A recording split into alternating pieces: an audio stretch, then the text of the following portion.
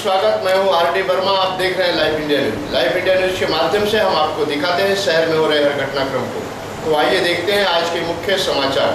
ग्राम panchayat highway दिवे में वार्षिक यात्रा संपन्न। गाँव वासियों ने देवी मां के मंदिर में जाकर की पूजा आरती और वहीं पर खासदार कपिल मोरेश्वर पाटिल ने दी शुभेच्छा। तो आइए ले चलते हैं हाईवे दिवे ग्राम पंचायत में, जहां परंपरा के अनुसार वार्षिक यात्रा संपन्न हुई, जिसमें पूरे गांव के महिला पुरुष बच्चों ने मिलकर देवी मां के मंदिर में जाकर पुष्प अर्पण कर आशीर्वाद प्राप्त किया और वार्षिक यात्रा धूमधाम से मनाई। वहीं पर पहुंचे नवनिर्वाचित खासदार कपिल मोरेश्वर पाटिल और उन्होंने भी शुभेच्छा व्यक्त की।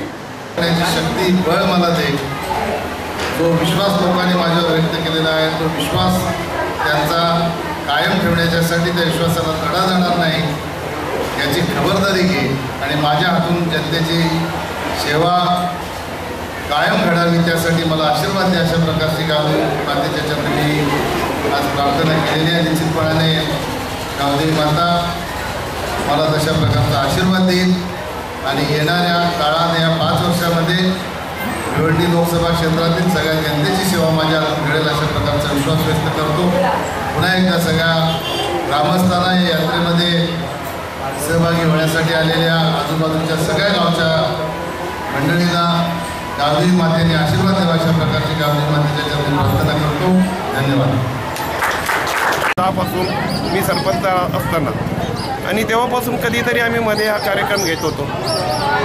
एखादा मंगळवार पकडता आणि ते गावामध्ये कळवायचं की हा मंगळवार यात्रा आहे, परंतु काही निमित्ताने गावामध्ये थोडंसं व्यत्यय येत होता आणि मग यात्रा पुढे मागे करावी लागत होती। आणि मग असे करताना एकदा व्यत्यय आला, दुसऱ्यांदा व्यत्यय आला की मग ते लोकांनाही त्याचा अंदाज मिळत नव्हता। म्हणून मग मी सरपंच असताना आम्ही ठराव केला की मे महिन्याचा शेवटचा मंगळवार आम्ही ठरवून दिला आणि त्या दिवशी ही यात्रा आता मे महिन्याच्या शेवटच्या मंगळवारी कायमस्वरूपी होत असते आणि चांगल्या प्रकारे प्रतिसाद मिळतो लोकांचा आणि तुमचा देखील चांगला प्रतिसाद मिळतो। त्याच्यामुळे या यात्रेचा गावोगावी देखील चांगल्या प्रकारे प्रसार होत असतो। तुम्हालाही धन्यवाद देतो। हा नेहमी चांगला राहावा या गावच्या सर्व ग्रामस्थांनाही विनंती करतोय की या गावची शान, या गावचे कुठलाही वादविवाद याच्यापुढे कधी झाला नाही पाहिजे। होत तर नाही आहे, पण प्रत्येकाचं कर्तव्य आहे की सर्वांनी ते व्यवस्थित सांभाळलं पाहिजे। तसंच पुढे येणाऱ्या गावची व्यवस्थासुद्धा, गावची व्यवस्था, रस्ते वगैरे हेही यांच्या माध्यमातून पूर्ण होत आहेत, यापुढेही पूर्ण होतील अशी या गावदेवी मातेचरणी प्रार्थना करतो। साजरी होते या संदर्भात माहिती द्या। गावाची यात्रा ही साधारणतः 20-25 वर्षापासून सुरुवात झालेली आहे आणि यात्रेचे वैशिष्ट्य असे की ही गावदेवी माता नवसाला पावणारी आहे आणि या गावदेवीच्या यात्रेला येणाऱ्या सर्व भाविकांचे आमच्या दिवा ग्रामपंचायत व सरपंच प्रमीला नंदलाल म्हात्रे यांच्या वतीने सर्व ग्रामस्थांना व येणाऱ्या भाविकांना हार्दिक शुभेच्छा देतो। गावदेवी मातेकडे काय प्रार्थना करणार? गावदेवी मातेकडे की सर्व गावातल्या लोकांचा एकोपा असू दे व आमचे खासदार निवडून आलेले श्री कपिल मोरेश्वर पाटील यांना पुढच्या वाटचालीसाठी आणि पुढचं कुठलं तरी चांगलं पद मिळावं याच्यासाठी आम्ही गावदेवी मातेकडे प्रार्थना करतो। हे गावची मी सरपंच आहे। याच्याने आमच्या दिव्या गावची यात्रेच्या निमित्ताने आलेल्या सर्व भाविकांना ग्रामपंचायतच्या सरपंच या नात्याने हार्दिक शुभेच्छा देते। तसेच आपण गावदेवी मातेकडे काय प्रार्थना करणार?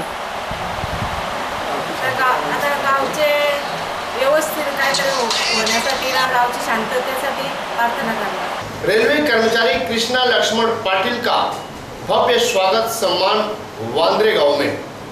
तो आइए ले चलते हैं आपको भिवंडी से सटे वांद्रे गांव में, जहां कृष्णा लक्ष्मण पाटिल लगभग 60 वर्ष के हो चुके और ये रेलवे कर्मचारी थे, जहां उन्होंने अपना कार्य किया और कार्य के तत्पश्चात उन्हें सेवानिवृत्त अवसर मिला और सेवानिवृत्त होकर जब वो घर आए तो उनके घर के लोगों ने और उनके गांव के लोगों ने उनका जमकर स्वागत सम्मान किया वांद्रे गांव में। तो आइए देखते हैं कृष्णा लक्ष्मण पाटिल का किस तरह से गांव के लोगों ने सेवानिवृत्त होने पर किस तरह से खुशियां मनाई और पुष्पगुच्छ देकर, पुष्पहार देकर उनका स्वागत सम्मान किया और शुभेच्छा व्यक्त की।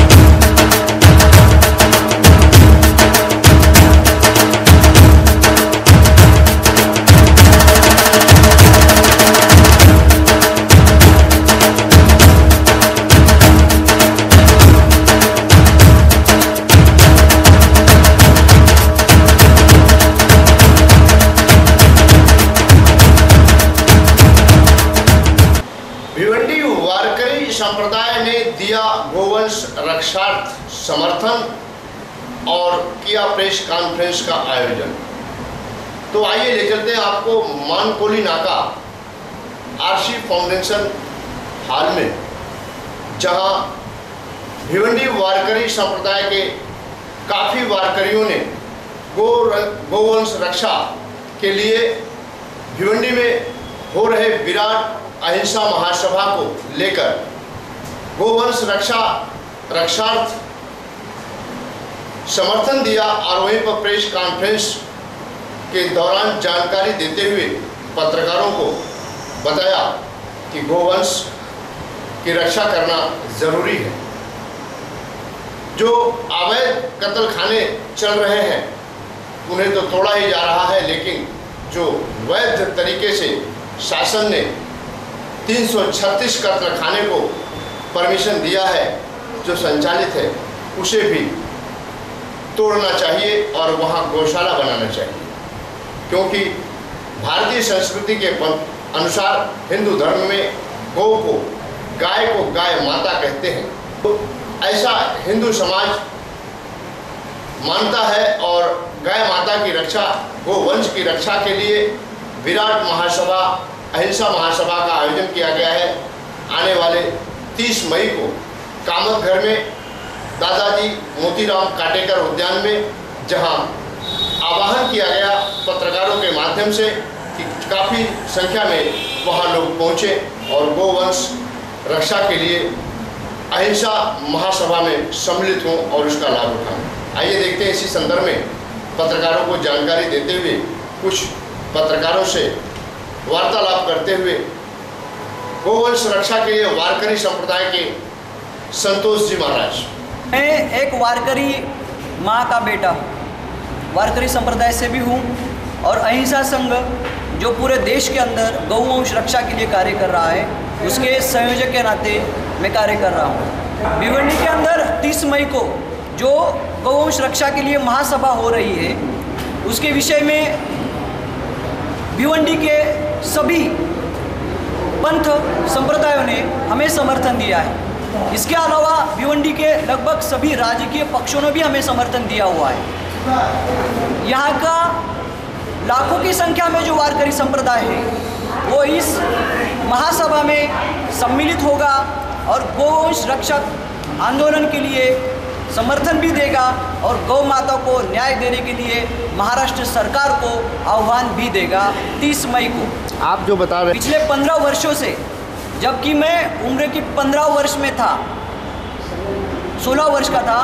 तब से हमने इस गौवंश रक्षा आंदोलन के लिए काम करना शुरू किया है और जहाँ जहाँ पर गौओं पर अन्याय हुआ हमने वहाँ पर उनको न्याय दिलाने के लिए सभी प्रकार के कार्य किए हैं, जिसके अंदर कोर्ट कचहरी करनी पड़ी हो, आंदोलन करना पड़ा हो, विद्यार्थियों का आंदोलन खड़ा करना हो, वारकरियों का आंदोलन खड़ा करना हो, या तो फिर हमारी माता बहनों को साथ में लेकर आंदोलन करना पड़ा हो। सभी प्रकार के आंदोलन जो राष्ट्रपिता महात्मा गांधी जी ने शांतता के मार्ग से करने हमें सिखाए, उस हर प्रकार के आंदोलन को हमने किया है। अभी बताएंगे और उसके बाद ये जनता निर्णय लेगी वो किसे चाहती है, गौ रक्षक को चाहती है या गौ भक्षक को चाहती है। तो इसमें क्या सरकार से, आप खास करके सरकार से लड़ेंगे?